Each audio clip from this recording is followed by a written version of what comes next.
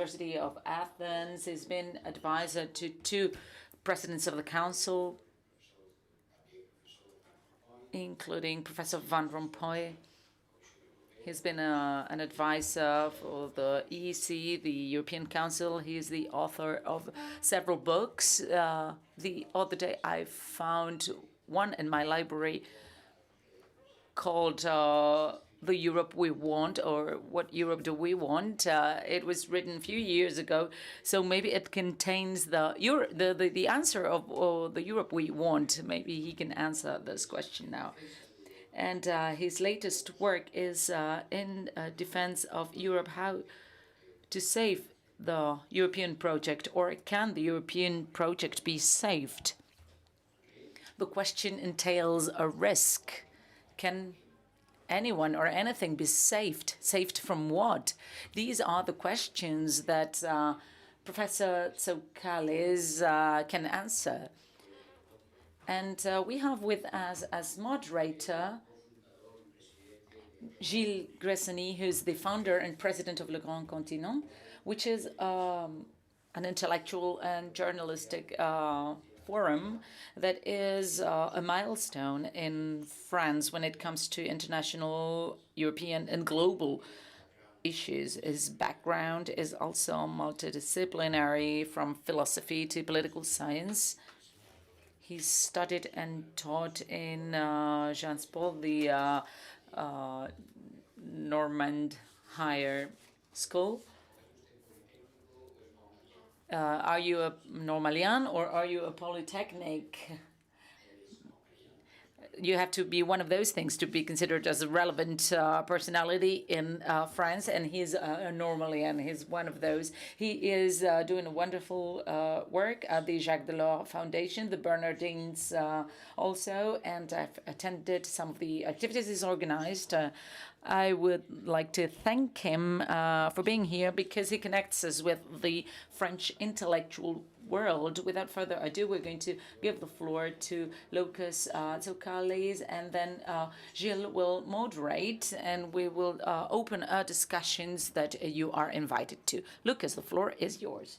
Thank you, Giuseppe, very much. Thank you for the invitation. It is a great pleasure to be back in Santander after several years.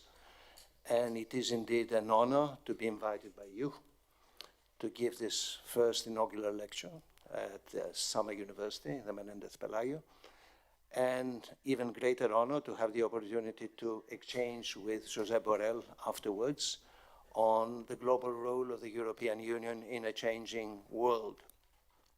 I, of course, cannot match his wisdom and experience, but I'll do my best. Now, allow me to start with two very short preliminary remarks, and then I go on to the substance.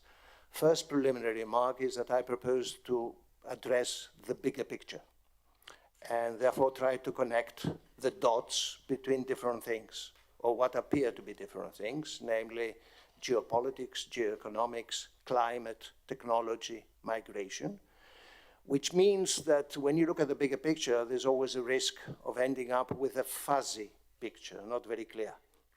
So this is a risk I'm taking, because I strongly believe that in today's rapidly changing world, we have to try to look at the forest and not just the trees. Because if you look at the trees, you may end up with a very distorted picture of what is actually going on. But the other snag with the bigger picture is that I don't have the time to go into detail in anything. But hopefully we shall have the opportunity to go into more detail in the discussion that follows.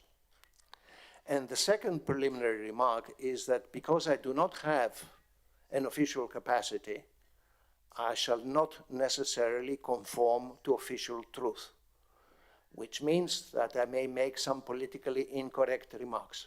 So I have to warn you in advance, but I think it is important, and I fear that there is growing pressure in our societies today to conform to official truth, which is dangerous for our democracies. So let me leave it at that and go on to the substance. What I propose to do is start with a few very quick lessons from the past. I think it is important to understand where we come from in order to talk about where we stand today and where we are likely to move to in the future. And then I will highlight some of the main elements of the rapidly changing world around us and end up with what I consider to be the 6 most important challenges facing the European Union today. I shall be talking about the European Union. I understand that Europe is bigger than the European Union, but the European Union is the only entity we have that makes a substantial difference to the way European countries interact with each other and the way we interact with the rest of the world. And I would hasten to add, the European Union is our only hope in Europe to be able to defend fundamental interests and values in a rapidly changing, increasingly threatening world. Now, lessons from the past. If you look back at the long period of European integration, now more than 70 years, we had many successes and failures, many ups and downs, but what really stands out, if you look at what the French call la longue durée, the long period, is a continuous expansion in terms of functions and membership. We constantly grow, acquire more functions and more members, which seems to be a sure sign of success. But interesting question is why? Those who don't like European integration attribute all this to the conspiracy of the Illuminati. Others would talk about juridical imperialism. I think the most important thing that has shaped European integration, and this should not be surprising, is events. There's a famous phrase of a former British Prime Minister who was asked once, what is the most important thing in politics? And he answered, events, my dear boy, events. And now it's events that have shaped European integration, but we have to understand then why do we end up with events leading to more European Union? And my answer to that, very short, would be, it's not so much love for each other, if we want to be honest about it.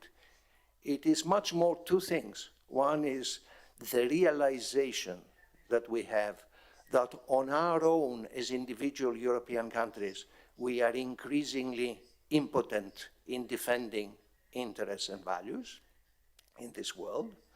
And the second is the fear of the cost of divorce. And this was particularly important during the time of the Eurozone. The Eurozone was saved not so much because Germans loved Greeks and Greeks loved Germans. It was much more because we both realized that the cost of divorce would be disastrous for both and all concerned. Now, the other thing that appears, can be highlighted based on the experience of the last few decades, is that we are all equal in the European Union, as you all know, but some are a bit more equal than others. And it is true that on many important turning points of European integration, it was the Franco-German tandem that played a decisive role. The French and the Germans reached an agreement, then they built broader coalitions, and we ended up with important decisions. That is true of the euro, that is true of the Schengen, that is true of the recovery program that was adopted during the pandemic. And the other thing is not only that everybody is equal, but some are more equal than others, but something else. And this is that, especially if you take European integration in the last 30 years, many of the initiatives have been based on coalitions of willing and able countries. It was not European integration erga omnes. It was some countries agreed and moved faster, and others stayed willingly behind. This is, of course, still true of the euro, it is true of the Schengen, and it's true of many other things. And the last important lesson I would draw from the experience of European integration is that successive rounds of enlargement, accession of new members, has been the most important success of European foreign policy. Admittedly, and I apologize for saying this, we haven't had too many successes in European foreign policy for lack of unity. But enlargement has been the most successful foreign policy of the European Union by exporting Pax Europea to less developed and less stable parts of the European continent. But, there is a but. The first but is that enlargement comes at a price. It comes at a price in terms of increased diversity in a union that still tries to decide unanimously. It comes at a price in terms of increased numbers. Numbers make a difference to the way you decide. And the other important lesson is that enlargement is not the magic pill that cures all kinds of disease. So you do not automatically become a European country respecting fully democracy, human rights, and all the rest by becoming a member of the European Union. And if you have doubts about this statement, you just look around at the EU of 27 today. So these are my controversial or less controversial lessons from the past. Now, let me add that the experience of the last 30 years is that the end of the Cold War in Europe coincided with the acceleration of globalization. Globalization in its liberal economic version, some would call it neoliberal economic version. So what we have experienced, among other things, which at that time sounded very strange, but it is important, is that we have experienced the incorporation of communist China into the world capitalist system, which used to sound like an interesting contradiction, but it has not been.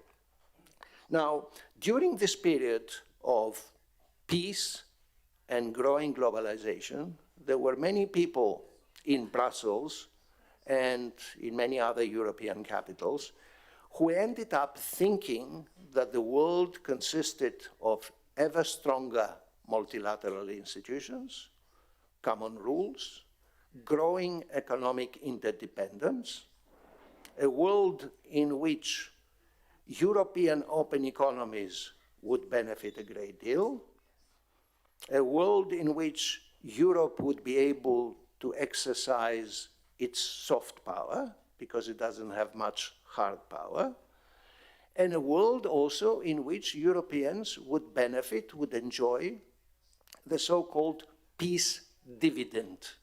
So you cut down on defense expenditure and you increase on welfare expenditure.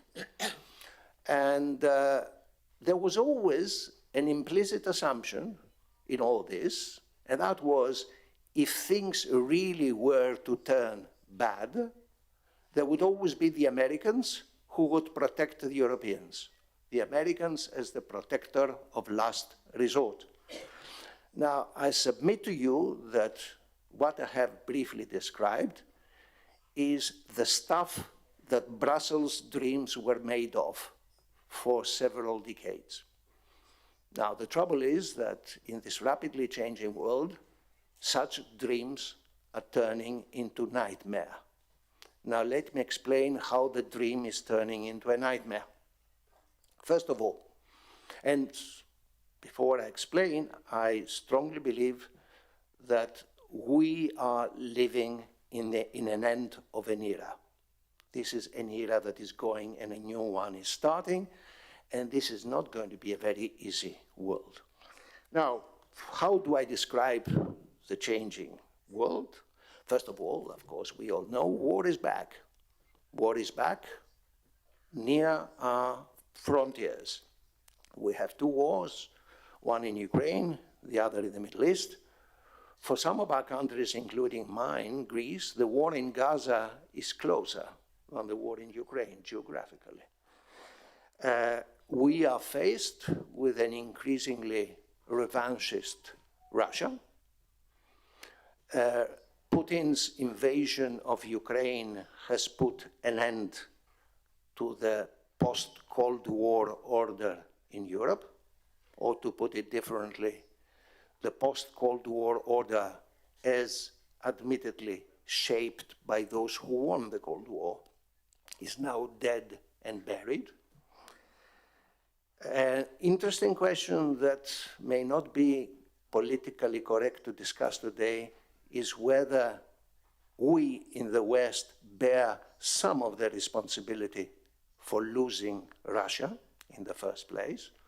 But that is a very delicate question that if you want to have a sincere discussion, we might want to discuss, but it may not be the discussion we want to have while we are in the middle of a war. But there is a question there, and I'm not the only one who is raising. We in Europe have preserved a fragile unity, luckily, but fragile, as regards the war in Ukraine. As regards the Middle East, we have been completely divided and hence impotent in influencing developments in the Middle East. And there's something else, and this is that we in Europe, or many of us, seem to apply very different standards to the two wars. And applying very different standards to those two wars is also something that is very much perceived in a large part of what we call now the global South. And this is not only the Muslim world, but the global South more generally. And applying different standards to two wars reminds me of two sayings, if I may be a bit provocative. One is the famous phrase of Talleyrand, c'est plus qu'un crime, c'est une faute. It's more than a crime, it's a mistake, what we are doing vis-à-vis the Middle East. But it is also a crime. And there's another phrase by Marx, and this is not Karl Marx, it's Groucho Marx. Groucho Marx, and I paraphrase Groucho Marx, said, I have values, but when necessary, I have other values, okay? So this is what we've been doing, and this is well understood by many of our friends in the rest of the world. Hence, our moral superiority and credibility has been very much influenced by our standing on those issues.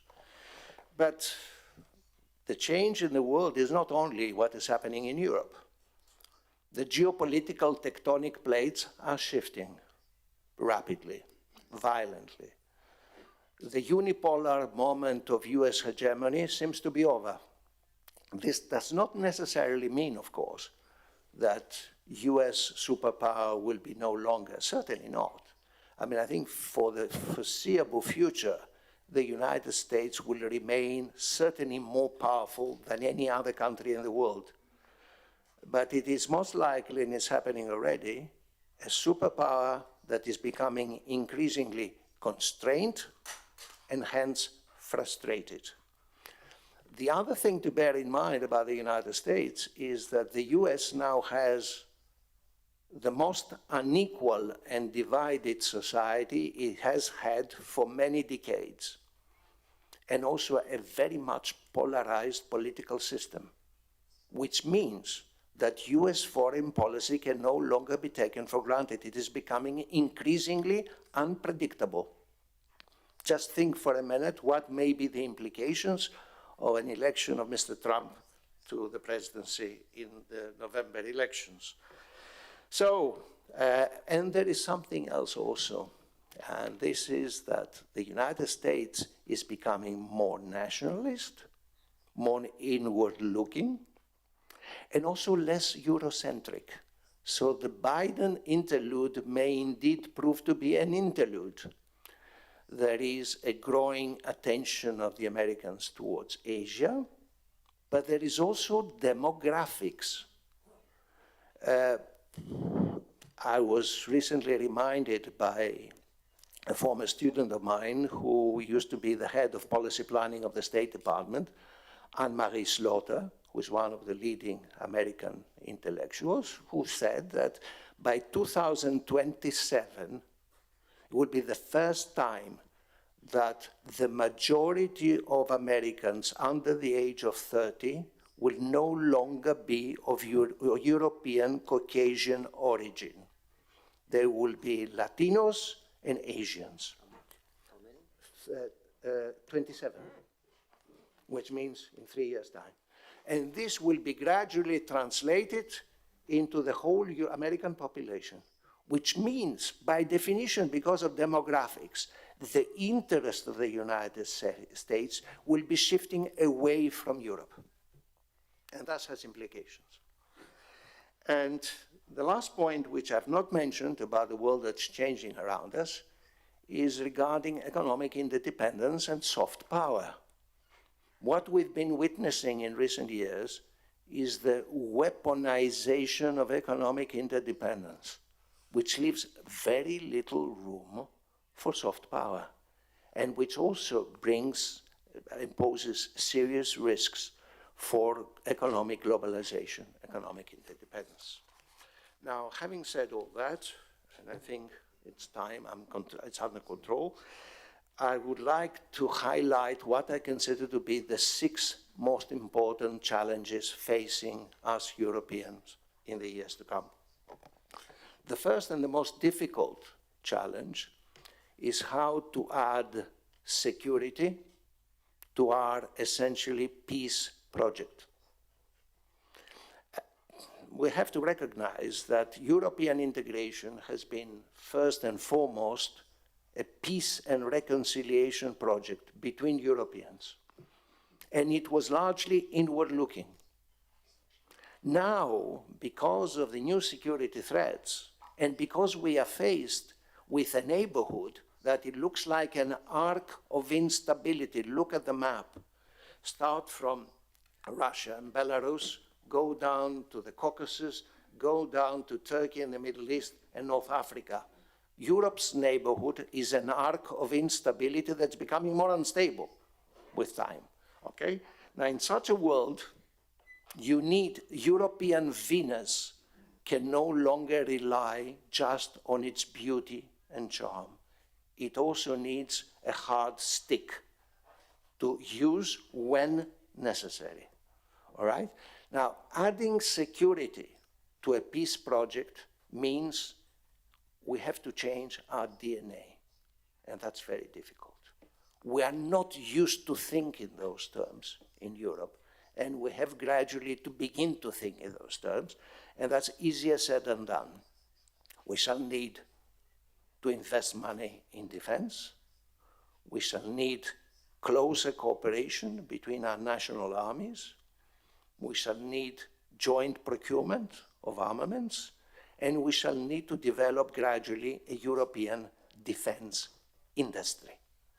All that with one aim, an aim in the medium term would be to create a European pillar as part of the Atlantic Alliance, but a European pillar that creates more symmetry in terms of obligations and responsibilities inside the Atlantic Alliance. That is going to be very difficult. It's going to be very difficult because it requires money, it requires political will, and it requires the ability to withstand pressures from within and from without. Okay? And there's also something else to bear in mind, and this is that we need to develop our defense, but we should always beware of the risks of ending up with a military-industrial complex that may take our political system as hostage. We've seen this experience in other countries. We certainly don't want to repeat the experience in Europe. That's my first challenge, and I think the most difficult. The second challenge is that Europe, because of its tradition, should be expected to also be a responsible power. What does this mean? We Europeans, I believe, do not have a messianic view of the world, dividing the world in terms of goodies and baddies. And we've also had a long history of missionaries, and we no longer feel terribly missionary vis-à-vis the rest of the world. And that's a good thing. And we have a European model to try to export to the rest of the world without too many illusions. And what does the European model consist of? An emphasis on dialogue, compromise, cooperation. These are things that are much needed in the world today because international affairs are not only a zero-sum game.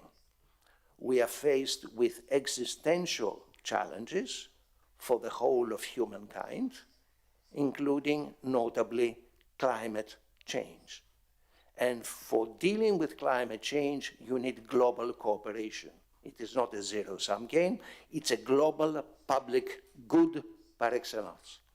Okay? So Europe needs, in a sense, to become a power that tries to play a moderating role in a world where there's growing confrontation. And that's a huge challenge. Is there much room for a values-based diplomacy? Interesting question. I talked about our double standards. We need to have values. I understand that Groucho Marx tells us that when necessary we need to change them. I also know that we have to deal with countries with unpleasant regimes, so you do not always choose your interlocutors. And we also have, and this is something to bear in mind, we have a historical legacy as Europeans, which many of us try to forget, but the rest of the world does not easily forget, and this is our colonial legacy. Okay. So be humble, maybe one motto to use for European foreign policy. Challenge number 3, multilateralism.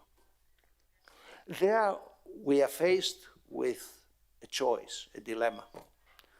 On the one hand, we know that we in Europe have open economies.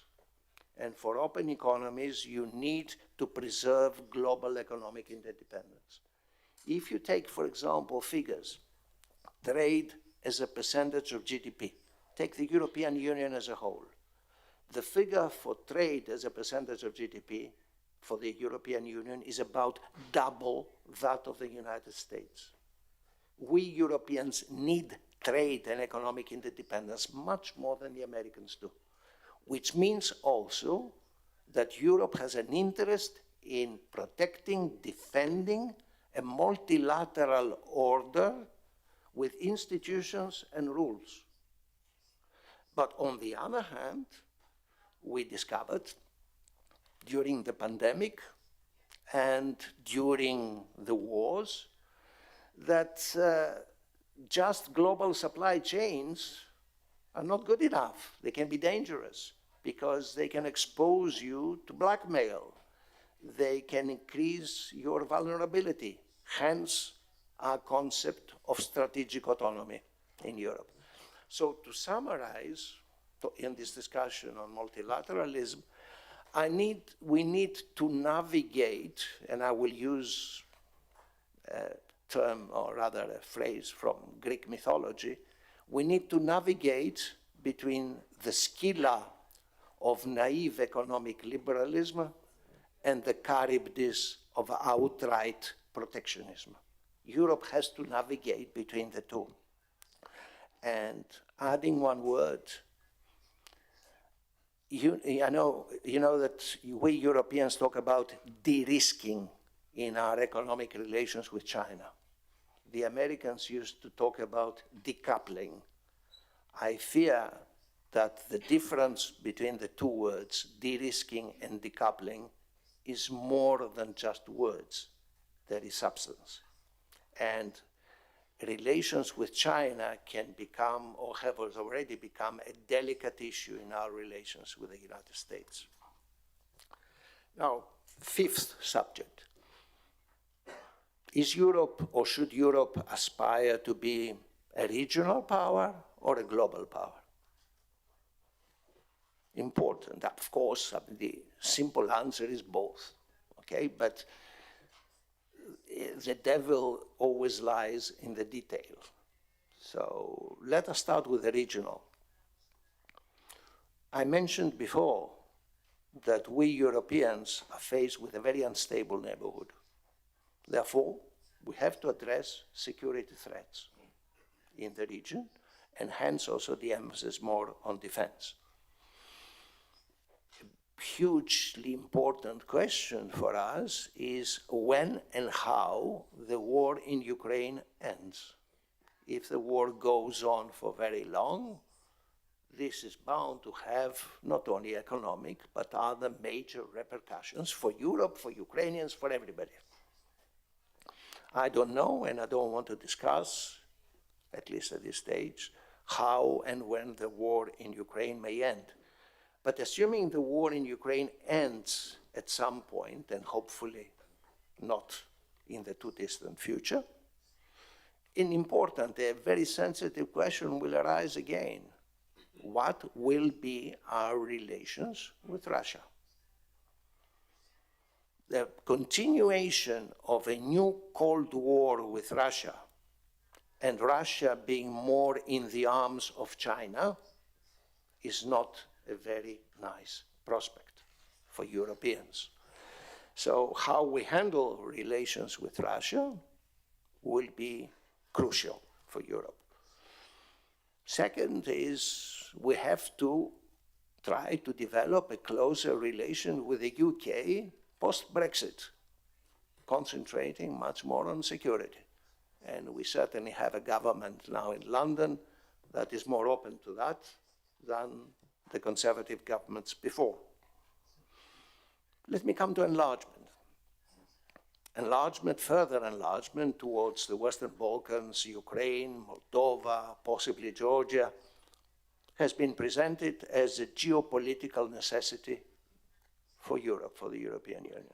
The idea being, again, to do what we've done more or less successfully until now, exporting Pax Europea. Okay. Now, sounds good, and I don't disagree with that.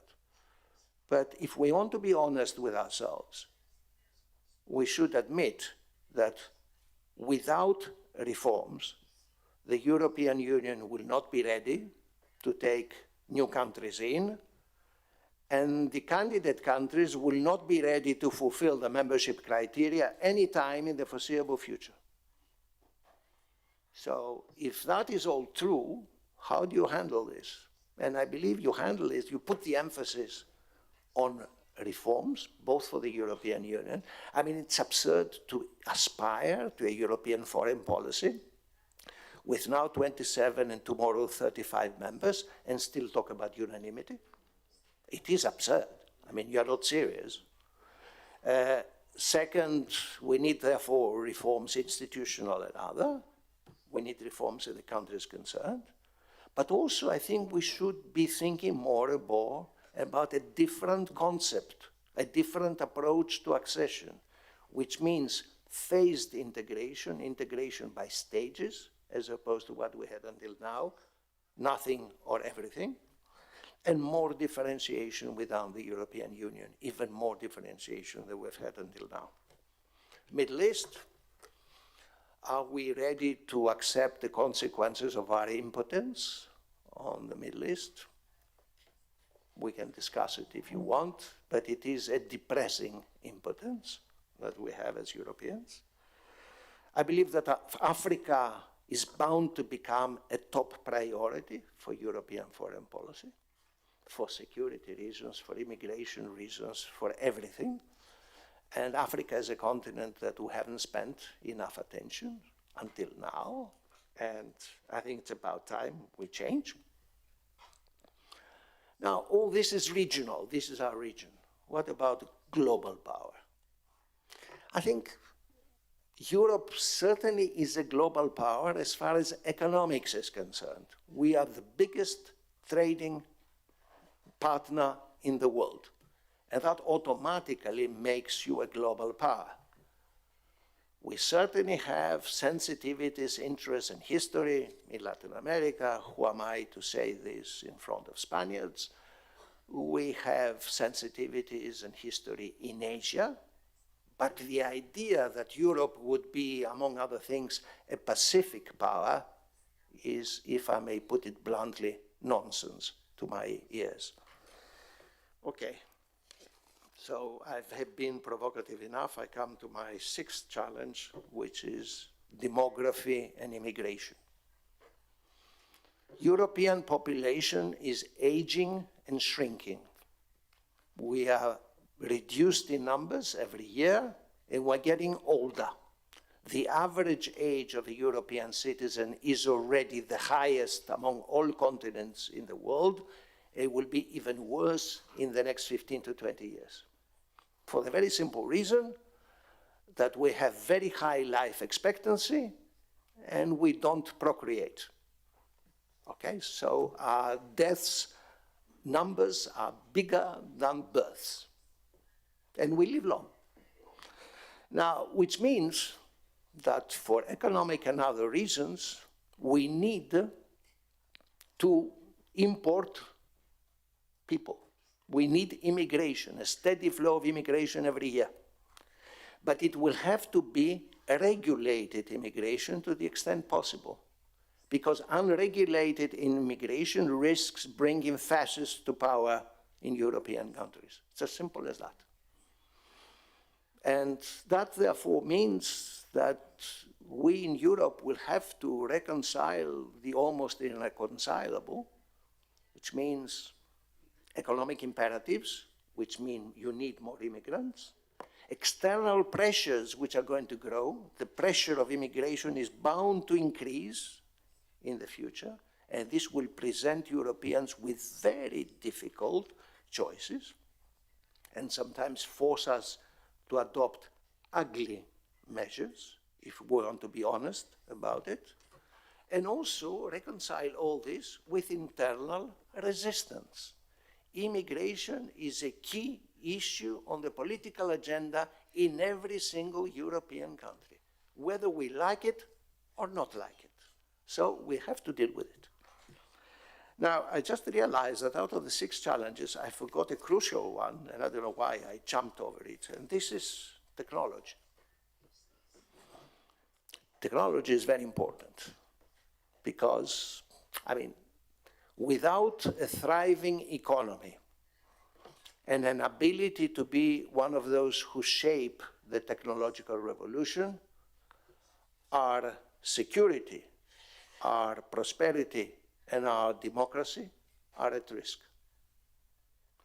Now, as far as digital revolution is concerned, Europe lost the race. Now, the EU is a super regulator on the digital revolution. It's important. We try to apply our standards and values, and very often our standards and values are exported to the rest of the world. But let me be very blunt. You cannot just be a referee in a game played by others.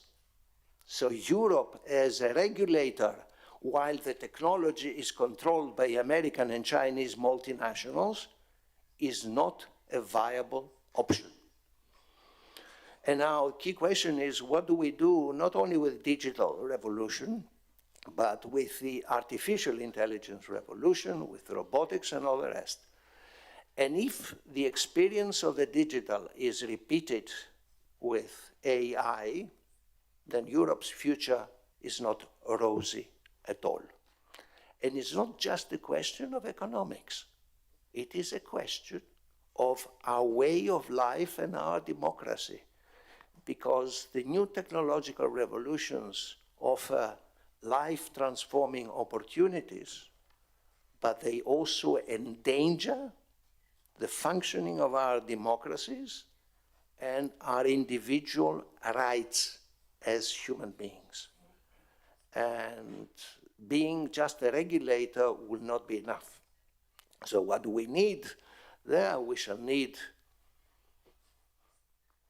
strategic planning, we shall need investment, we shall need R&D, we shall need European joint projects, a different version of European industrial policy. And again, this is an example of where Europe needs to change its DNA. The same thing with defense. It applies also to industrial policy. European bureaucrats, European institutions are not programmed to think in terms of industrial policy. They're not programmed to think about how to react to a world in which the private sector with the public sector interact in a totally different way from the way we think they were meant to interact in the past. Okay, and I conclude. Can we do it? Okay, I mean, I presented the challenges, what I think will be, what Europeans should try to do. Can we do it? Now, this is very difficult, if we want to be honest. We need at least three things. We need much more money. We need unity. And we need strategic vision. None of those three things can be taken for granted inside the European Union. First of all, money. I honestly find it totally unconvincing when I hear, not only unconvincing, I get angry, when I hear most of our politicians across European borders talking about reducing taxation. This is nonsense. I mean, there's no way we can reduce overall taxation, given the needs that we're faced with. We need to invest to deal with climate. We need to invest in defense. We need to invest in industrial policy. Not all the money will come from the public sector. Much of the money will have to come from the private sector. But they will also need money from the public sector. This is not reconcilable with the slogan of lower taxation. We can discuss who to tax, that's different. But to just pretend that we're going to reduce taxes and face those challenges is not honest. Okay, so we need money, we need unity, and we need strategic vision. In a European world which is now characterized by fragmented societies and political systems, weak governments, the rise of the far right in several countries, and the Franco-German tandem being in one of its worst shapes for a long time. So the combination is not good at all. So really the gap between what needs to be done and our current political capabilities is big. When I'm faced with this gap, my answer is the Gramscian answer. It's the pessimism of the mind and the optimism of the will. Okay? So one needs to stress what we need to do, but I'm not necessarily optimistic that this will happen.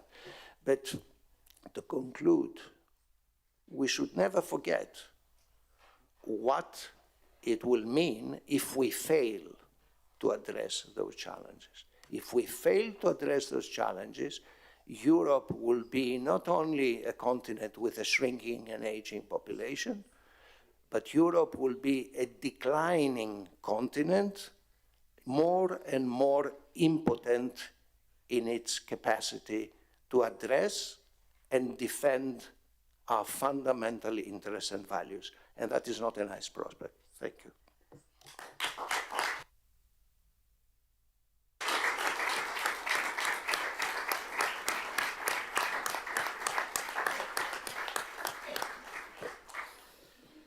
Merci beaucoup, Lucas Soukadis, pour cette... Thank you so much, Lucas, for this presentation. It has been very interesting, and it shows very clearly that you have really analyzed in detail all of these challenges we are all willing to listen to the responses, to the answers to these challenges that Giuseppe has mentioned. So I'm going to give him the floor. But before I do so, before I turn the floor over to our participants, I would like to say something to Lucas. As you may have observed, it is difficult to find such a high-quality presentation as the one we've just heard. He hasn't read a word, and he hasn't hesitated for a moment. His words haven't overlapped. It's been a continuous and articulated flow of proposals, and this cannot, or it is very difficult that this comes out of a mind without the aid of paper. This means that Lucas doesn't improvise. He has very much analyzed his thoughts, so he's been able to articulate them very clearly and posing difficult questions, which is our responsibility. Have we lost our ability to succeed? Or can we pretend to be regulators without being technology leaders? He said that referees don't win matches. They don't score goals. So it's not enough to be regulators. We have to be actors. We have to be players. And if we're not players, we won't be accepted by regulators in the end. So this analysis may have seemed pessimistic, as his questioning whether we'll be able to face these challenges, but I think it is a very pertinent analysis. We have to be Europeistic, but we cannot be Euro-blessed or pious. We cannot be over-optimistic. Thank God there is Brussels, because without Brussels, Europe would collapse. But without Brussels, the problems that Lucas described would be worse, which would be the relevance of any European country. How would their voices be heard? Demographically and economically speaking, the countries in isolation are irrelevant. Europe is an exporting power, and there are countries with huge political influence, but the most powerful one compared to the continent countries are less and less strong. I come from Southeast Asia. I've been to Vietnam and countries we don't even know, or we don't know which their capitals are, but they have an important economic power, and they will be the protagonists in the future. In Central Asia, where China begins, well, we've heard that Marco Polo used to be there, but we don't know much more about them. The first problem we have as Europeans is to be aware of the word humbleness, as he pronounced. We have to be aware of the size of our problems. We have to know how many we are, how old we are, where our wealth is coming from, or who are the others and what they want to do. We as Europeans don't have a cosmovision. We still believe we are the center of the world. And this is something we believe, but not many more people believe. Some people see Europe as a protectorate of the United States. If a protectorate is being under the protection of the US. Well, we have been under the protection of the US. I couldn't agree more. But the question that Lucas has raised is, are we willing to provide the Union with more resources? Are we willing to have more, or Europe having more competences in strategic planning? Well, we have been doing this based on events. As he said, we've reacted to crisis. Sometimes we've reacted badly and too late. For example, in the pandemic, we faced a totally different crisis. The virus didn't make a difference between the countries which had a healthy budgetary policy.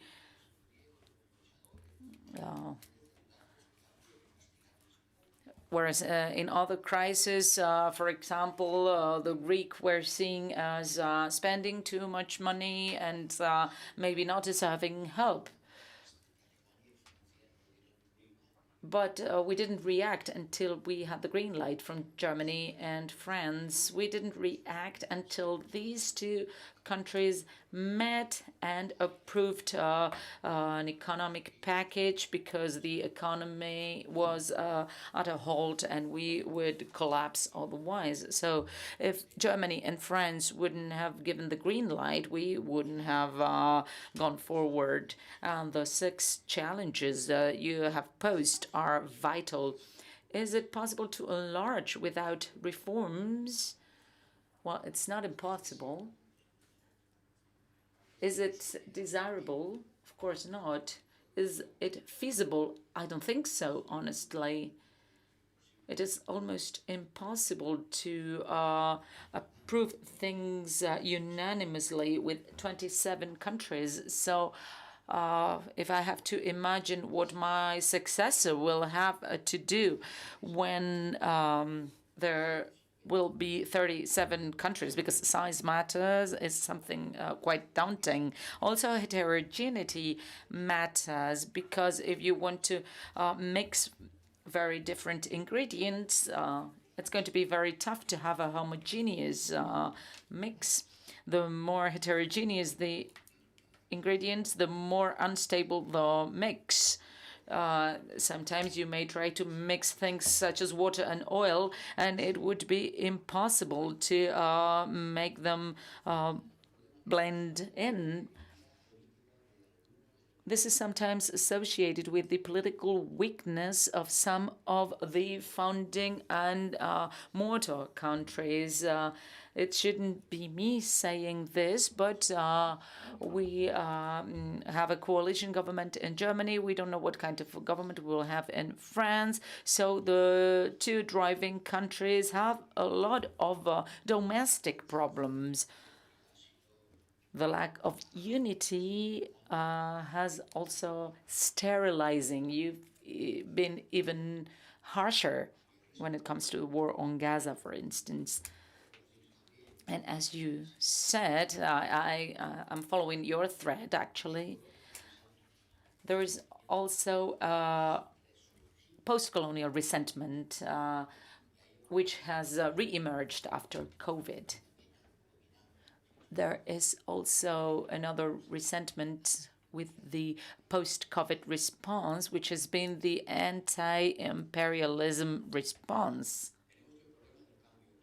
We have the climate change issue that we will discuss. Climate change is already here. Europe has been the promoter of international agreements such as Kyoto or Paris back then. And now we thought that it is impossible to solve the crisis without the collaboration of China, as they burn more coal than the rest of the world. So we have to take them on board. But how can we do that? Or how do we take on board emerging countries which tell us, but who created the problem? There is a problem indeed, but who created it? Who caused it? Because we are responsible for 3% of the accumulated emissions, not the ones today, the accumulated one from the Industrial Revolution. So who is accountable? We are accountable for 3% of the problem. That is what Africa says, because they are responsible for 3% of the problem. So is Latin America. However, they are suffering the consequences, such as the Amazonia or the Sahel Strip. They are paying for the consequences, but they didn't cause the problem. So who is accountable for that? Who has to pay in order to solve this problem? So we come down to money and resources, as well as strategic planning. I want to underline the dimension of willingness, the dimension of need against or in front of younger generations. The world needs Europe, and Europe needs itself. If there is no more integration in European unity as a way of life,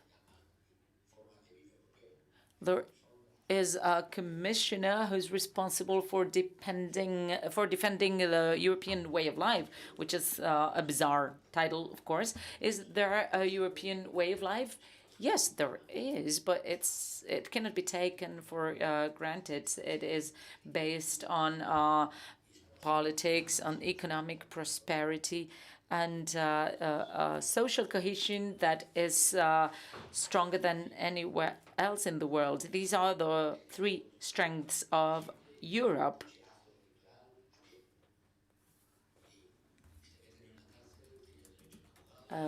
You are put into jail, you are entitled to have a lawyer, and well, these things are sometimes underrated. We have our problems, our difficulties.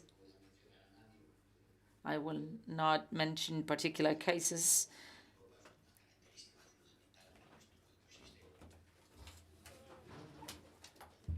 But European prosperity, yes. Our GDP per capita and our accumulated capital and physical and institutional infrastructures is very large. Nobody has the physical infrastructures we have in Europe, not even the US. And the institutional infrastructures, which are maybe more important than those made of concrete and iron, is also important. We have a system to divide the cake that nobody else has. The goal of socializing and sharing public systems for healthcare, pensions, protection for unemployment. Nobody else has that. This may be arguable, but what is unarguable is that when there is a risk of illness, disease, or any other risk, you are more covered than anywhere else in the world. That's why migration is coming to Europe. Migration is not going to Russia, for instance. It may go to the US. The US is the only attractive pole for the Latin Americans, but so is Spain, because in Spain we have 250,000 new immigrants from Latin America per year, and they stay. And this is a serious problem. I don't know how we would function as a country without these people's manpower. So I would like to underline and stress what we have and what we need to have, which is more unity, more strategic vision. We have lost the digital train, unfortunately. What will happen with the IA revolution? Well, we're still in time. But today we import all the instruments we need for the green revolutions. 90% of our solar panels come from China, and we don't have the raw materials. We didn't have oil, we didn't have gas, but we don't have the instruments we need for the next technology wave. The critical materials are not present in Europe. Nature didn't give those materials to us. They are located in Central Asia, in Afghanistan, in China, and Australia, but not in Europe, definitely. This creates dependency, of course. I experienced that when the COVID came. We realized we didn't produce 1 single gram of paracetamol in Europe. Nothing, not a gram, not a single paracetamol pill. It all came from abroad because it was cheaper, basically. But no worries, the market will provide. The demand will increase, and so will the production. The problem is that when the whole world wants the same thing at the same time and urgently, because it is a life-saving matter, the production cannot cope. And there is always a me-first policy. So if I produce paracetamol, I will keep it to myself, and then if I have to spare, I will share. Same with the vaccines. This is perfectly understandable. I'm not going to let my citizens die, of course, but the portrait, the image we have in our heads is that, well, at the end of the day, we got the vaccines from other people. They were not as good as yours or as ours, but they came in earlier. So this, as well as climate change, are the two big axes that change or difficult our principles and values. These are my values, no worries. I can change them, I have more, and I can take them out of my wallet. This is just a comedy, but the feeling that our values depend on the moment, and maybe the casualties in Gaza are not as valued as the casualties in Ukraine is there. And it would be stupid from us to turn a blind eye to this.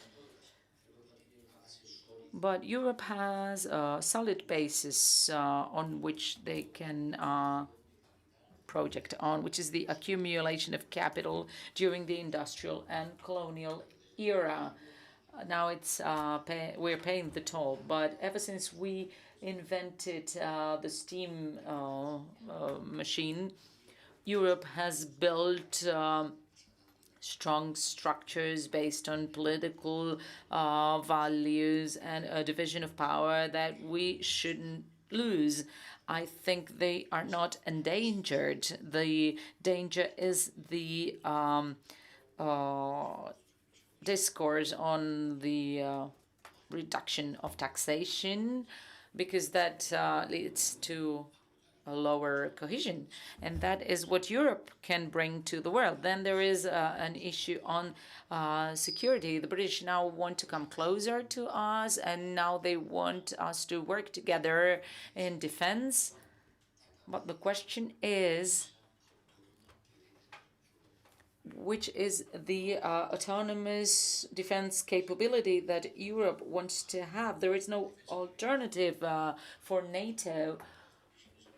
The Stalin armies are back in history, and we forget that they ever existed, but they are now other forces in the eastern border.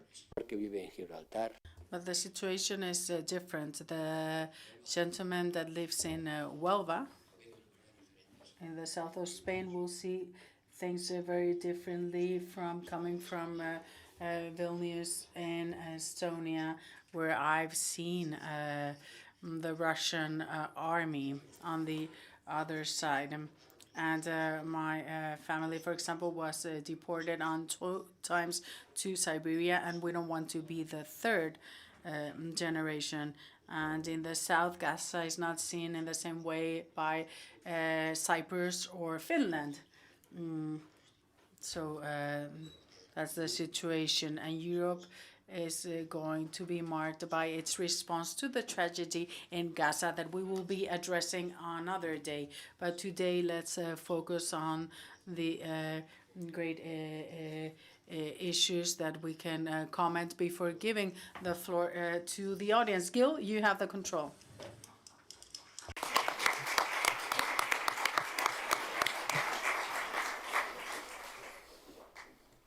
J'aimerais effectivement qu'on ait encore une trentaine. Yes, in fact, in this 30 minutes we have for an exchange, before giving the floor to the audience, I would like, on the one hand, to challenge you regarding an issue that you both mentioned, which is the geographic transition.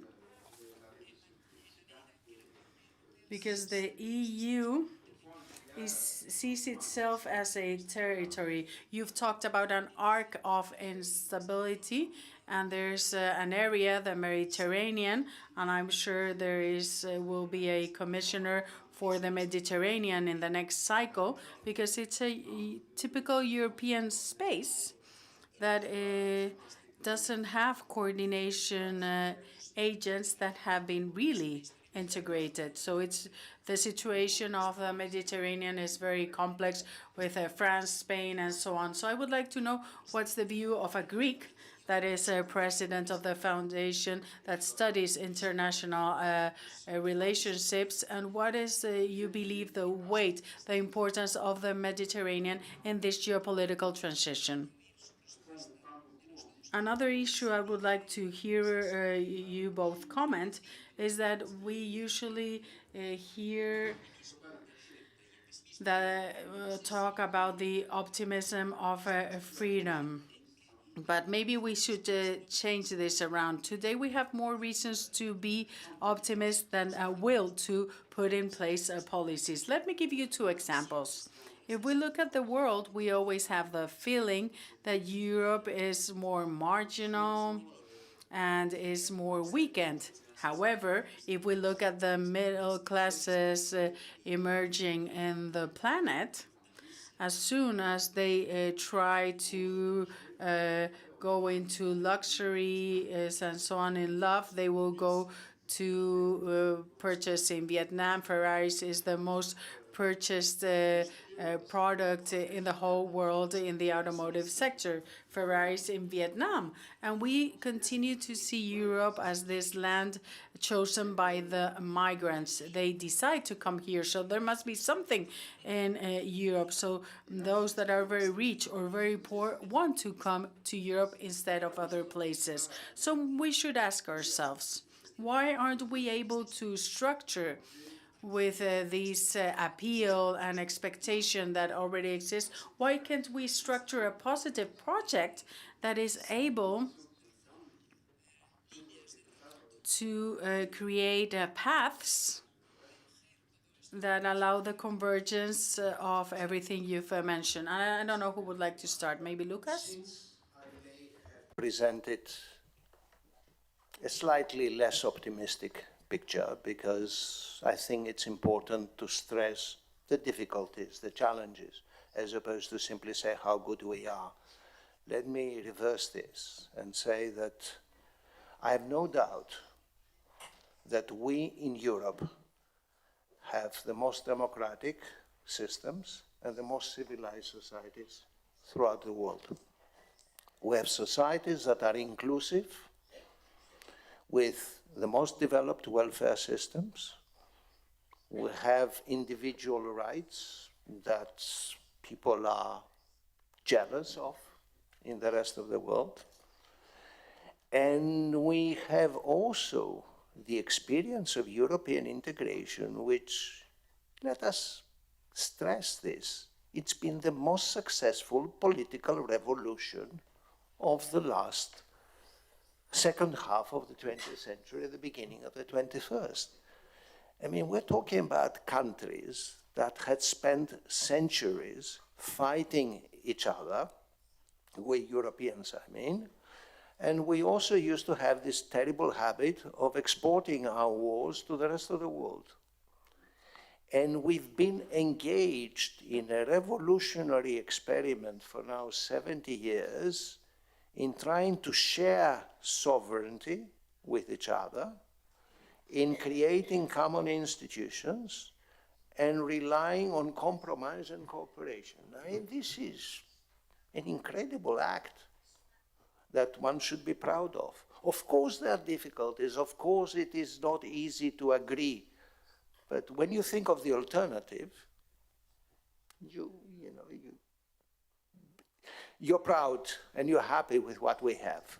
We simply want more, and that's difficult because, and also I talked about civilized societies. Remember that Europe has a life expectancy average which is several years higher than that of the United States, and the United States spends much more percentage of its GDP on health than we do.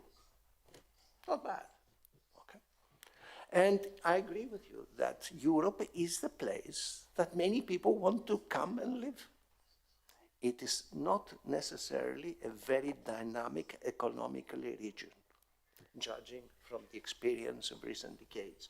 So the question is, how do you reconcile the civilized, inclusive part of our societies that we should be proud of with more economic dynamism that we certainly need? Because if we don't end up with a thriving economy, we will end up as a museum that other people come and visit. And museums are nice things, but it is not terribly satisfactory to live in a museum. All right. Now, having said that, the challenge now is that the world is changing in such a way that's forcing us to address our own DNA. And this is important, that's why I'm stressing this. This is the end of an era that lasted several decades.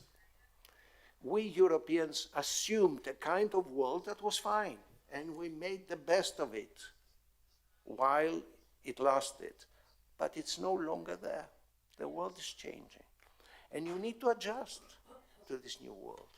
And it is not only unstable, it is threatening, and it is a very asymmetric world. And asymmetry is not only in terms of political entities, that we are dealing with states that are continents, like the United States and China, but also we are dealing with an asymmetry in economic terms. Multinational digital companies are much more powerful than most individual governments on this planet today. This is another kind of asymmetry. I mean, our individual European countries do not have much bargaining power addressing the heads of large digital multinationals. Brussels does, okay? So, and that explains why Brussels is able to impose regulations to Amazon, to Microsoft, and all the rest that individual European countries would have absolutely no chance of doing. But what I'm saying is that as long as, you know, that if you take the 15 top digital companies in the world today, not a single one is European. Now, this is repeated with AI, robotics, and all the rest. I mean, the future is grim, it's serious. Because, and it's not just a matter of economic well-being. We shall not be able to defend our individual freedoms if we do not regulate artificial intelligence, all right? And if artificial intelligence is generated outside our borders completely. So these are different challenges, and also the challenges of a world that the tectonic plates are shifting.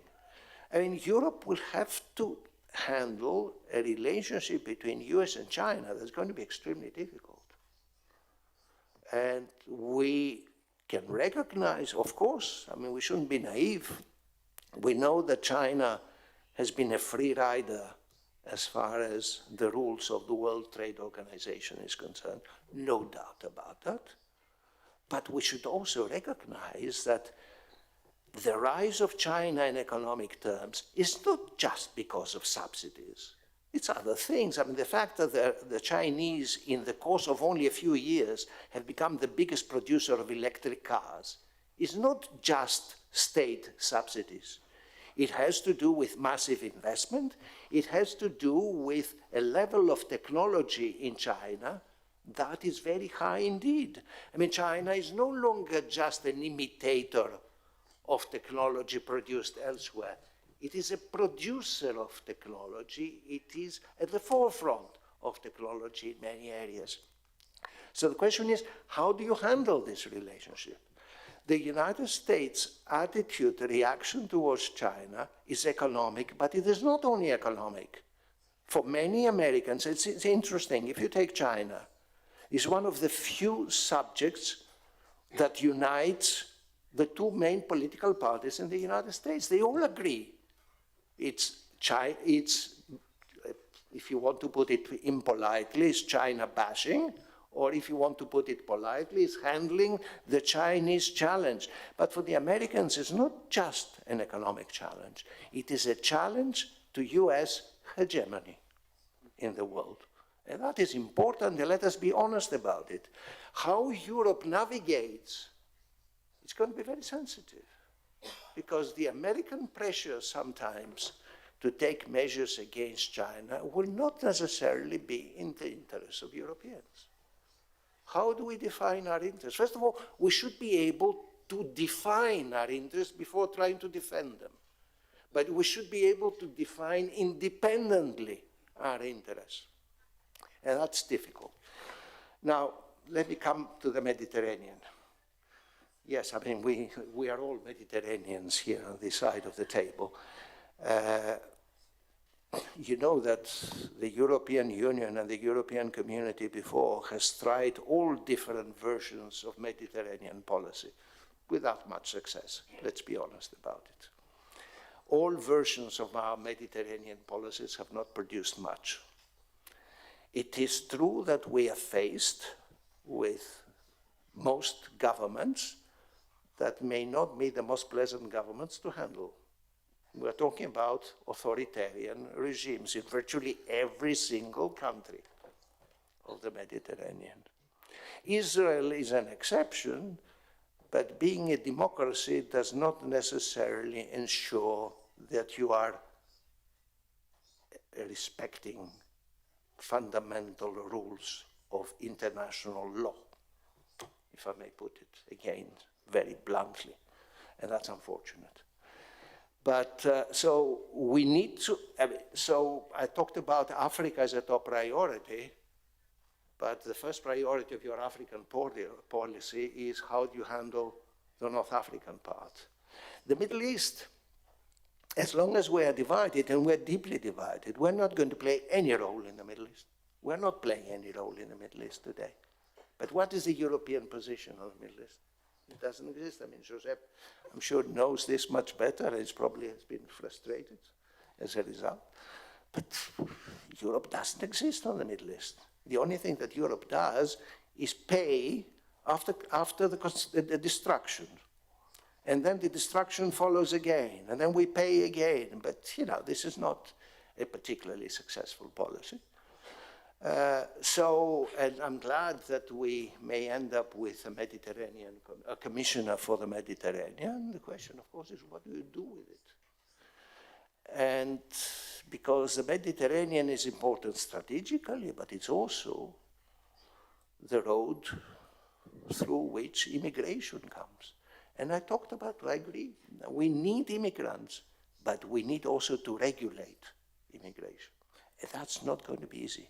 And I fear that some of the very unpleasant, inhuman things that we see in the Mediterranean, we will be seeing more of that in the future. because the pressure of boats coming from the Mediterranean is not going to go down, it's likely to go up.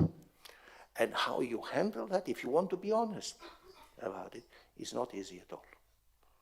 All right? Because, as I said before, you need to reconcile your economic needs, the pressure from outside. People are coming to Europe, not only because we are a civilized society and prosperous, but also because, I mean, look at the difference in terms of GDP.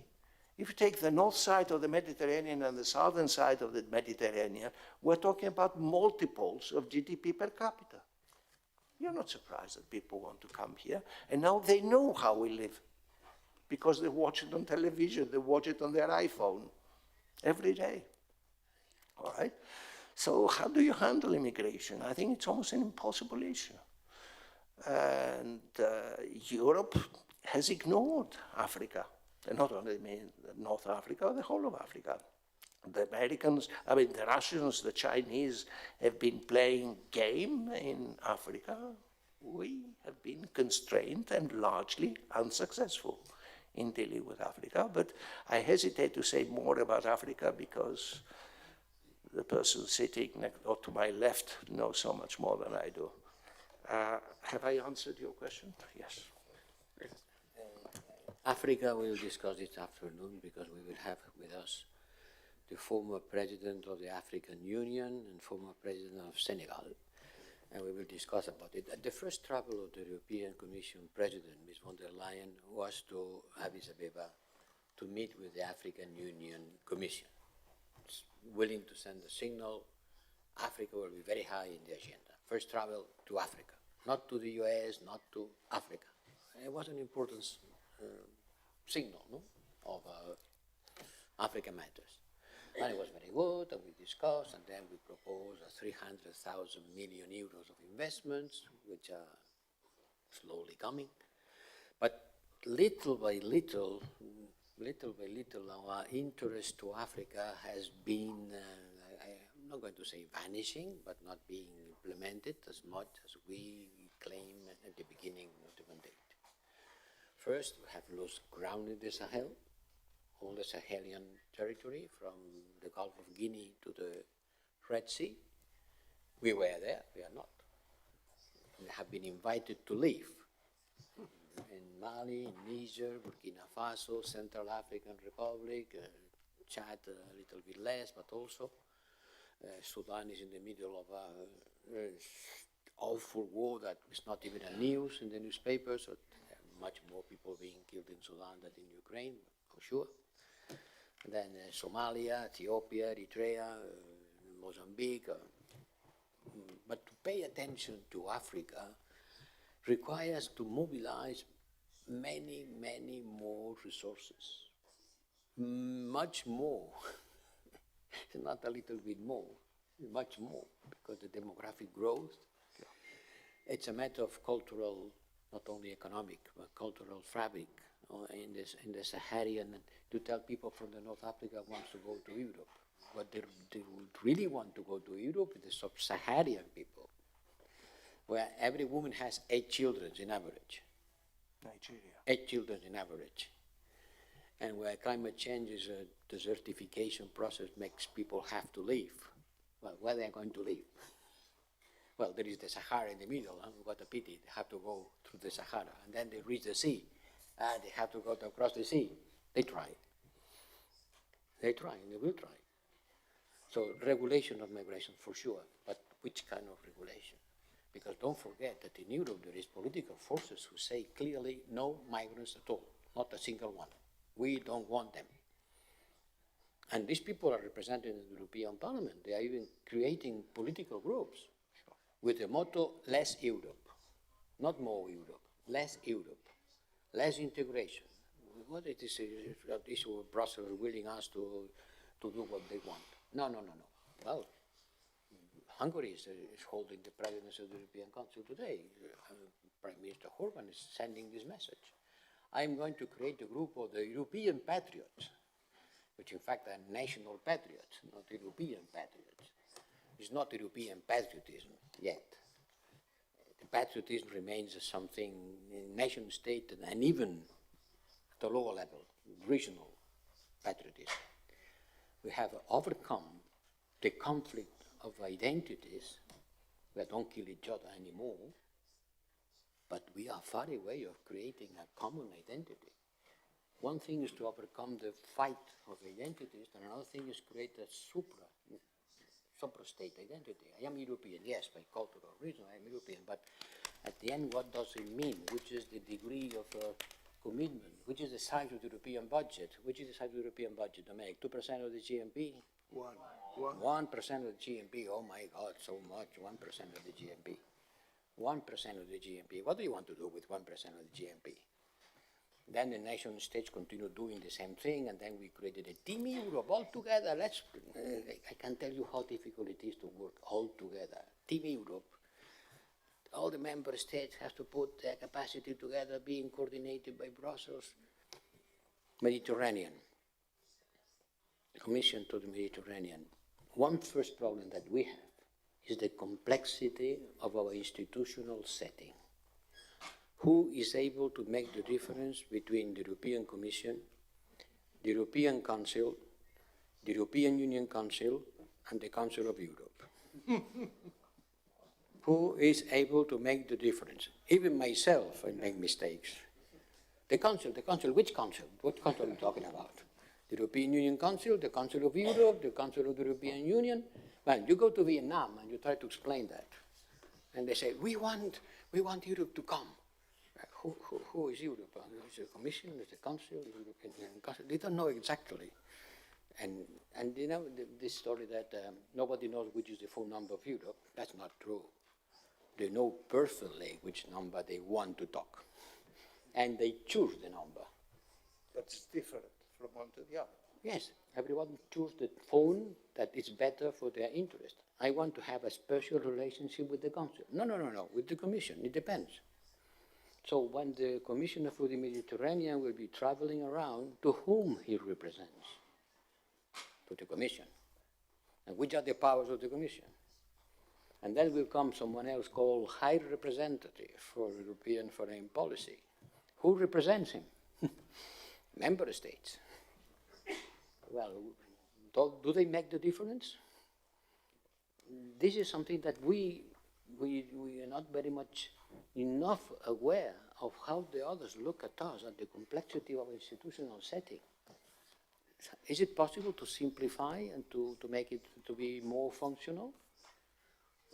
Yes, it's possible, but you need to change the treaties, and nobody wants to. Well, one is one thing, and then knowing how difficult it is, and not having appetite to try it is another thing. So, in spite of everything, our complexity, our disaggregation of efforts, the matter that worries me more is the fact that inside the European Union there are member states and political parties who reject the idea that you and me are defending. You and me are saying more Europe. And they say, no, we don't want more Europe. This is the most important challenge, the internal one. People who say, this Europe is putting me too much constraints. It would be much easier for me to do what I want to do without having to take care of how Brussels will look at me. There will be penalties. They will ask me to fulfill the human rights, to fulfill the rule of law, to fulfill a lot of constraints that come from our trade policy, climate policy. And there are people inside the European Union who doesn't want to pay the effort needed in order to fight climate change. You and me, we want, but what's going to happen with the climate change policy in the European Union in the next years? It's not sure that the Green Deal will be very high in the agenda. But we have to fight against it. We have to fight with the idea that, less Europe will be a better solution, because less Europe means to be irrelevant. We are irrelevant in the Middle East? Yes, we are irrelevant in the Middle East. 10% of the houses that has been built with European money in the West Bank has been demolished. 10% has been demolished by the Israelis. So I issue a statement. That's very bad. I disagree. I am very much concerned. You should not do that. You should stop it. I don't know how many times I issue a statement like this. But the demolishing continues. Oh, this house has been paid by the European Union taxpayer. You should not destroy it. But in order to be able to put pressure on the ones who destroy it, the 27 should be ready to take action, not just issuing statements. And today we are not even able to issue statements because there is not unanimity. It's me, the High Representative, who is saying things, knowing that I don't have the 27 behind me. But in spite of that, and the only solution is to push, and to push at the level of the European public opinion, because governments in Europe represent democratically their people. So if you don't like what the governments do in Brussels, try to convince the people to elect another government. Because if they continue electing this government, they will continue democratically to represent a policy which is an anti-European policy. It is an anti-European policy, but it doesn't come from the sky. It comes from the vote of the people. So there is an incredible effort of political pedagogy at all levels in order to try to make the Europeans understand what does it mean to be part of the European Union and what does it mean to be less united and less able to influence the world. This is the core of the problem. I cannot ask a government to behave differently of what they have been elected for. Because we say we are democracies, okay, then let's go to work. And that's the work of the institution building process, the European federalist organizations, people who widespread the idea of Europe as something appealing, something that people like, that people appreciate. Because if people don't like it, if people don't appreciate it, there's nothing to do. Gracias, José Borrell. Tenemos unos 30 minutos para... Thank you, Mr. Borrell. We have around 30 minutes for the audience to intervene, so we can have a round of questions now. Who would like to start? And please use the microphone.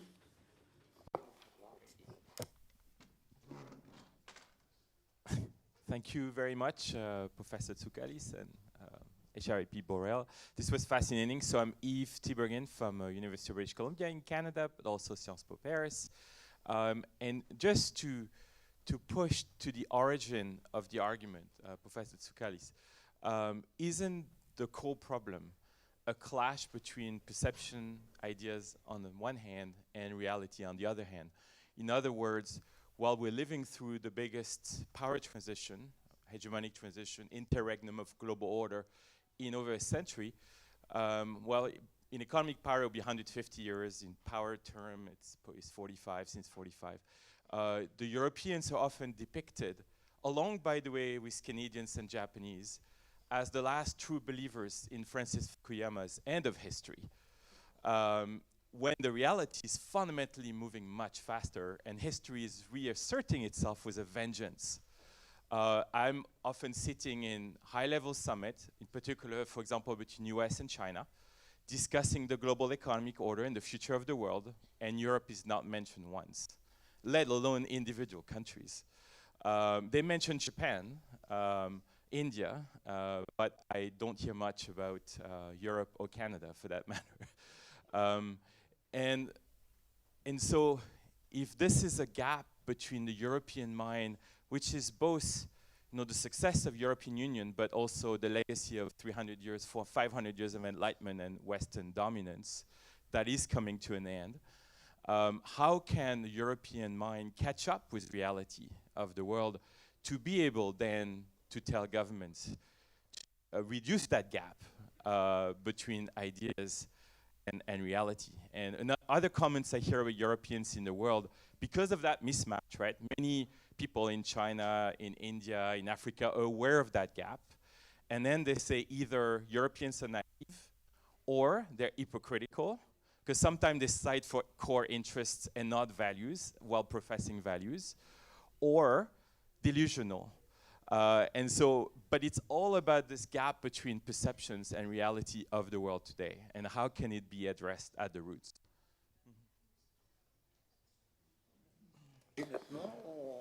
An easy question to start, and then...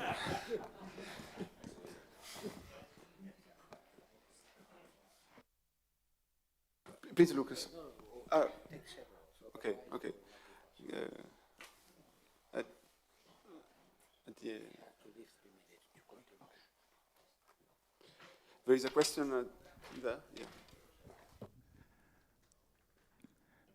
Buenos días. Good morning. I would like to know how European policies are going to be imposed without a common army. It is impossible to have a foreign policy without the use of force. As Robespierre put it, justice without strength is inoperative. We don't have military strength. We cannot impose anything. We cannot impose our policy on Tel Aviv. We allow them to go to the Olympics after they've killed 40,000 people, 70% of which are children, and they still do what they want. We don't have a consistent policy regarding our foreign policy.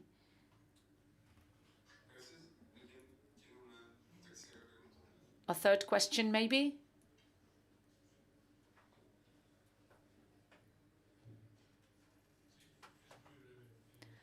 A very short question. I think Professor Tsoukalis' description of the challenges in Europe is very lucid. My question is, when Europe has reacted, it's been based on events, but the challenges that you've described are trends which don't change overnight. So, in the way the European Union is operating, I doubt that we are going to be able to react to unstoppable and increasingly growing trends such as migration or economy or all the challenges described by you. So I would like Mr. Borrell to talk about that as well, because I would like to know how we can create a sense of urgency in the European Commission. We don't have time to reform the institutional and political system. We don't have time to change the decision-making system in the EU in order to tackle the six challenges that were described. Thank you. One more question. We have time for one more question, and then we will open the panel. I'm going to ask a question to the High Representative, but maybe, well, I can ask it later. He will arrive in... He comes back. Yeah. Okay. So, ¿alguien una última pregunta? One last question.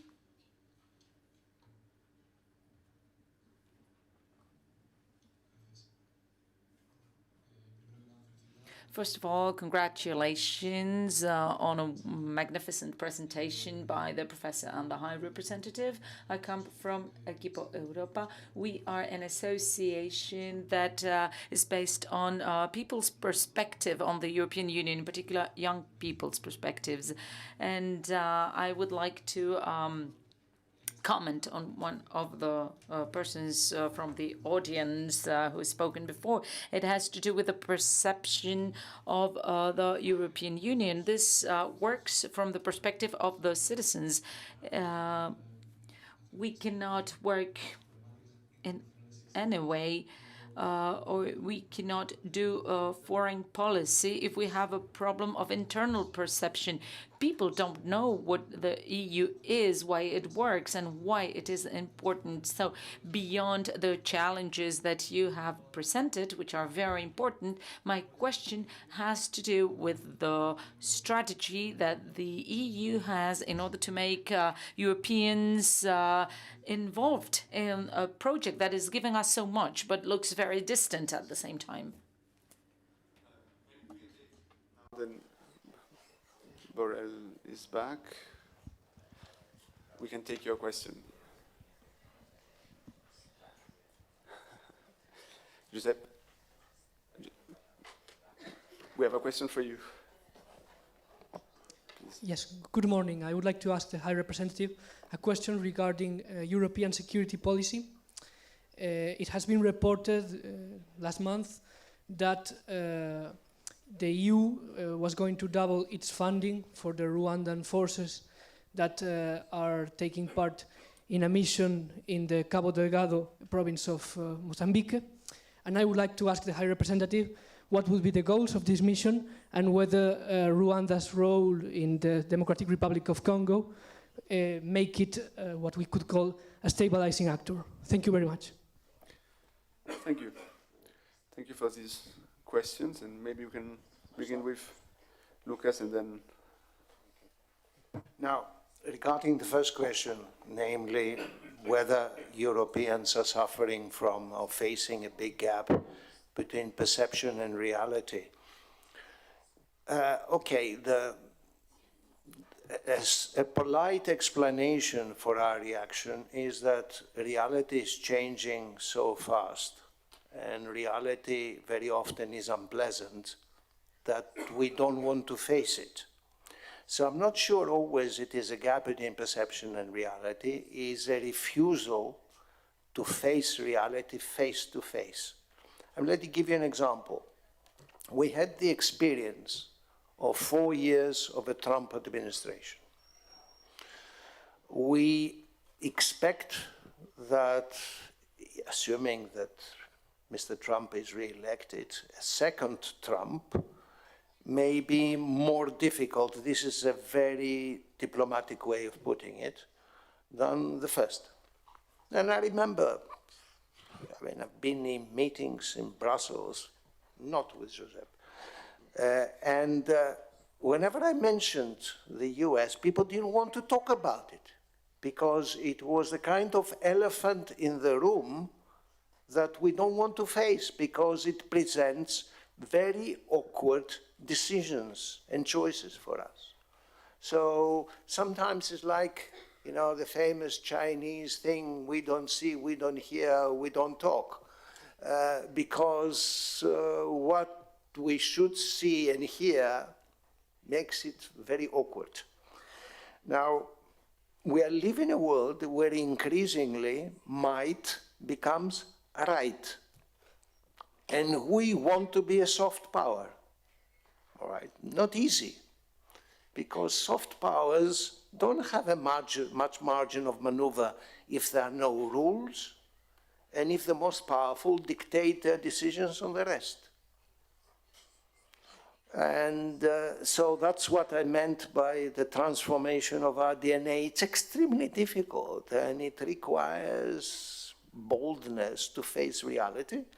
And look at what is happening in European countries. I mean, most of our governments are weak, and they spend so much time with domestic issues or simply a fight to survive the next day in power, that thinking about Europe becomes a very expensive luxury. I mean, the one person that had this luxury to think European used to be Macron, because the French elect a monarch for 5 years with enormous powers. Nobody else has that luxury. So Macron had the power of the French Republic, the intellect, and the time and the luxury to think. And he has an intellect which is, if I may put it again undiplomatically, significantly higher than that of the others. The problem with Macron is that he tells us he's more intelligent than the rest, and many people don't like it, all right? And it's not nice to tell others that you're more intelligent and to show it constantly. So for years, it was Macron that pronounced the initiatives, the ideas, European. Now Macron is weaker because of domestic developments in France. The German government, they spend all their time trying to keep a very weak coalition in power. I mean, the idea of thinking European is an impossible luxury. Most of the other governments in Europe are fighting to survive.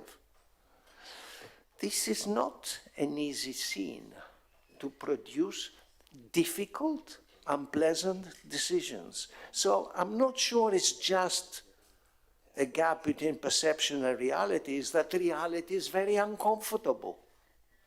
And reality is very uncomfortable, and you feel you don't have the means to handle it.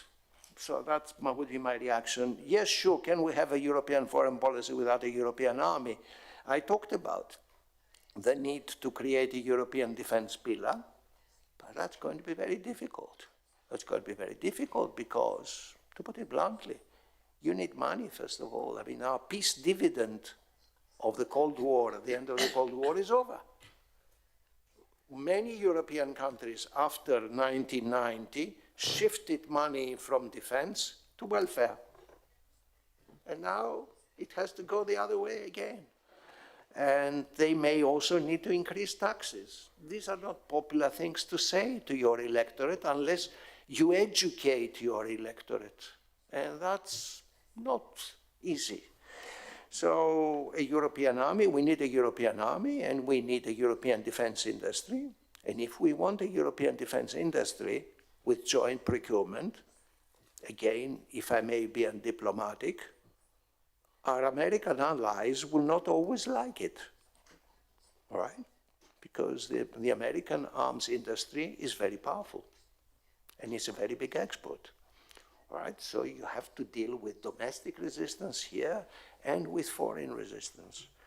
Now, are we dealing with trends, not events? Yes, I agree.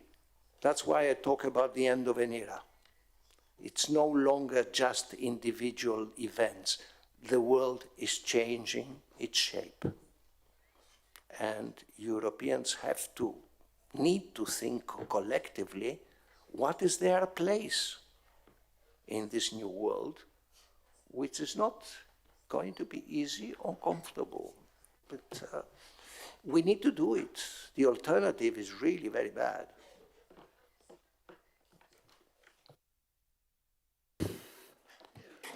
Bueno, el profesor Tsoukalis se puede permitir el lujo. Professor Tsoukalis can be undiplomatic anytime he wants, but I don't have that luxury. In Brussels, I'm always reminded by my people that the truth has to be said, only the truth, but not all the truth. And, well, this is the price to pay when you are in this position. You don't always have to say what you think. As a matter of fact, you shouldn't say everything you think, not even in this place that invites to reflection. However, I can say things that I don't think will surprise anyone because, well, are part of common and open European discussions. Do we need to increase our defensive capacity? We do, and there will be a session on that. How do we do that? First, we need to increase our industrial capacity, but that is already a problem because some countries don't have a defense industry or have a very small one. They are not able to produce a fighter, for instance. Only a few countries are able to do that. Secondly, well, people or countries don't trust all the countries producing weapons for them because it's the same as with paracetamol. We don't trust all the people producing it. And if everyone increases their expense on defense proportionally, if they all raise by the same proportion, there will be a huge waste of resources because we need to do things together. So forget about the idea of a European army. It's not going to happen for the time being. I fought very hard so that the strategic formula that was approved some days before the war on Ukraine came, well, I defended a quick response fleet of 5,000 men, combining men from the different European armies. But the use of the term force is very significant. Force, no, we cannot use that word. How can we speak about using force? Well, this is what it is all about. Let's call it capacity, rather. So now we have a rapid deployment capacity. 3 weeks after that, the war on Ukraine began. So the word capacity was a little bit too short, but we haven't been able to create that capacity yet. We are still working on it. Some member states tell me, well, you are trying to organize maneuvers with the European armies aside of NATO, because we want to deploy terrestrial troops here and there, but the more the US see that we have our own capacities, the less they will be willing to stay here and defend us. This is imprudent. We shouldn't show that we have our own capacities, because the moment we do that, the Americans will leave and leave it at our own devices. That is a mindset that is there. You were talking about protectorate, and yes, some member states claim that the only relevant protection is that of the US, and everything else is a waste of time and resources. Some countries have that mindset, others don't, and think differently. They say, well, for some things we cannot trust on the US or NATO, because the Sahel is nothing to do with the NATO, but with us, and we should be able at least to make that to make that happen. But there is a long way to go. So when we say that we want to become geopolitical, well, Politics is a combination of many different elements, including the military force, the diplomatic capacity, and if you don't have both things, well, you don't have a future. So this is what we are trying to build. But we are still at the eco phase. Before the euro, we used to have a common currency that was common but not unique.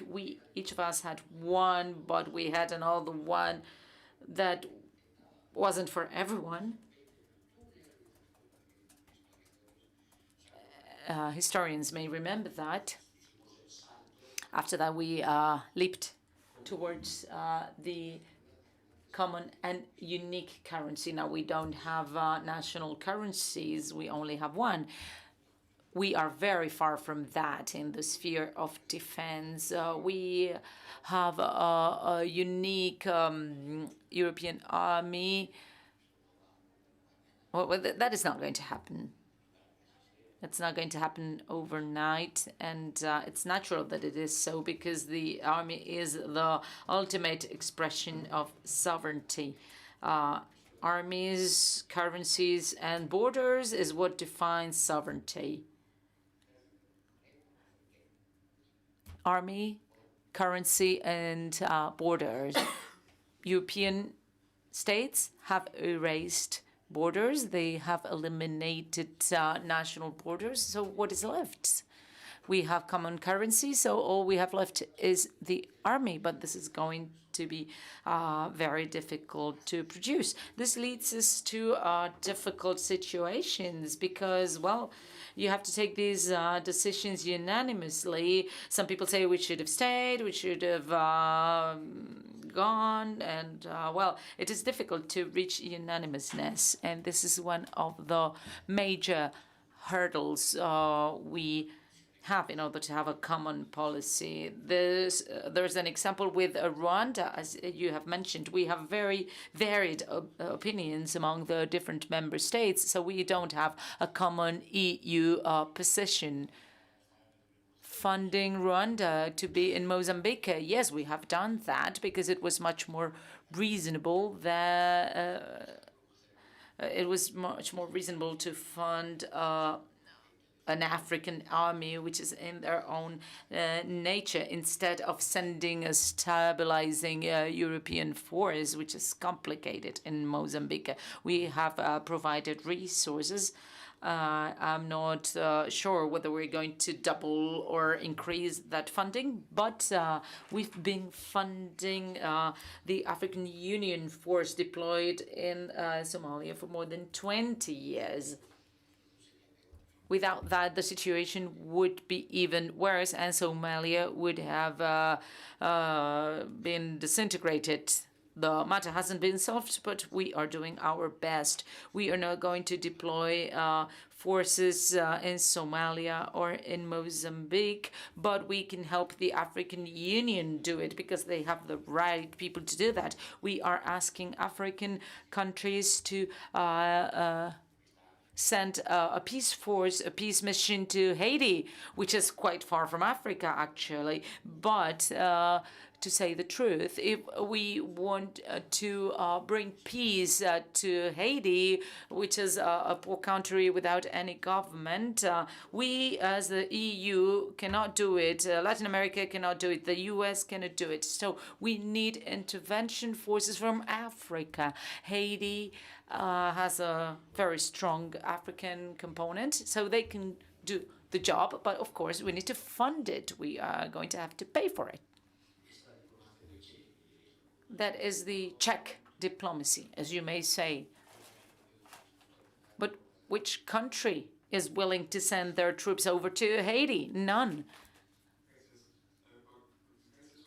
Thank you. Unfortunately, we only have a few minutes left for one last question. Who would like to ask the last question?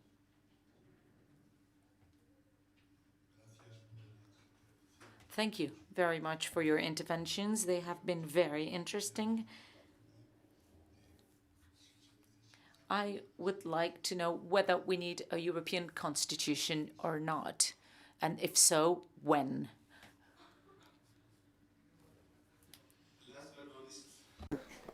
Esta tarde van a hablar un poco de eso, pero Constitución Europea. Well, we tried to have a European constitution. The European Convention drafted something called a constitution, which really wasn't. It was yet another treaty that we presented to citizens as a constitution. The French rejected it, the Dutch rejected it, and we stopped asking. With 2 negatives was enough. The idea of a constitution, well, we have treaties that act as a guide for behavior. The British were never in favor of it. After the experiment of the constitution, there is no willingness to go on. The problem is not what you call it, but what it is. And what we approved wasn't a constitution, and I was one of the people drafting it, because constitutions are not changed by unanimity of the parties signing it. We need all the member states voting in favor. Constitution is a political decision that has to be consulted with the people. But as the former minister from Italy said, the former minister of Home Affairs, Amati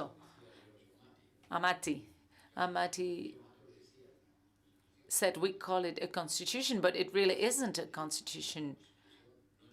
The word constitution didn't fill him with joy. Constitution, this sounds like a state, a European state, and we don't want that for the time being. Then texts have to be understandable by people. The so-called European Constitution was like this thick, and honestly, no common citizen would read that and have an idea of what it meant. So what we need to do is adapt the treaties, because what we are doing now is interpreting treaties that is sometimes out of the box. We are moving away from the treaty in order to do what we want, whenever the treaty doesn't say exactly what we want. So we are interpreting it very creatively. Gris we are interpreting this creatively. So every time we've had to solve complex problems such as the euro, we left the treaty aside and we created an ad hoc treaty, such as the one for the euro. Whenever we've had to solve things such as the pandemic, we've moved away from the treaty and we've done something ad hoc. So treaties actually lose their validity very quickly because reality changes very quickly. But I don't think the idea of drafting a European constitution is doable in the time being. As Josep just said, it's not a question of whether we need it, it's a question of whether we can have it. And the combination of unanimity principle and referendums in most countries makes it an impossible exercise. Not only a constitution, any revision of the treaties. I mean, it's really the reality we are faced with. We need unanimity, and most of our countries will go to referendums. Now, in today's world, even if you have a referendum and ask people whether it's day or night outside, you will not get a unanimity in the member countries, so forget it. Et on me signale qu'on a oublié, et c'est doublement coupable, la question sur... Hemos olvidado también hablar de las relaciones. I'm sorry. We have forgotten to talk about the relationships between the Union and sorry, we missed that part of the question. Well, what the strategy as we go. Let's begin with strategies. A lot of things are being done, but maybe we're not doing what we should do. We need more debates. We need more political agitation around the idea of Europe to see what comes out of it. But I see that there are many votes for Eurosceptical governments. Eurosceptical governments don't fall from trees. They are voted by the people. So we need to analyze why that happens. We require a campaign for information, for debate, and do that with leaflets, with the classic communication media. We need to promote what Europe is doing, but a leaflet is not enough in order to change the animal spirits of people. They change whenever there is a shock that forces reaction. So that is why we are saying that we are reactive instead of proactive. We react to problems, but we don't anticipate to problems by proposing structures to face problems whenever they come up. Of course, there's been a rise of the nationalist right, but still they represent about 25% of the vote in the European Parliament. It is sizable, but it is a minority. And that we should always bear in mind. Of course, in some countries they are stronger than in others. Me acaban de regalar este libro de un profesor. They just gave me this book by a professor who is attending the course, History of the European Union from 1914 to 2003, which has 700 pages.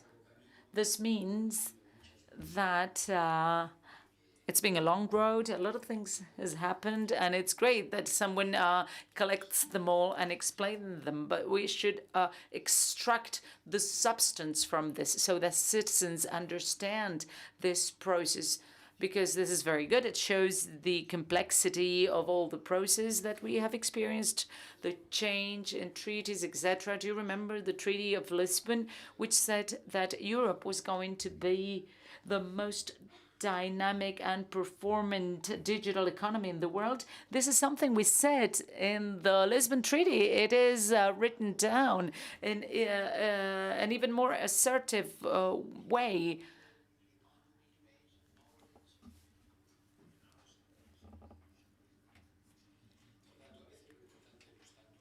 So sometimes strategies are not so important. The strategies that are kept in libraries, what matters is the dynamics involving citizenship in a process. And that is what this course is for. So thank you. Thank you very much. It's been fascinating. Please join me in this big round of applause.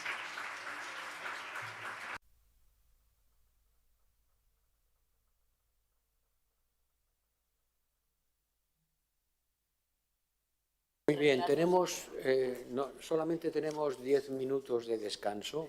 We only have 10 minutes for a coffee break. No, it's actually 25.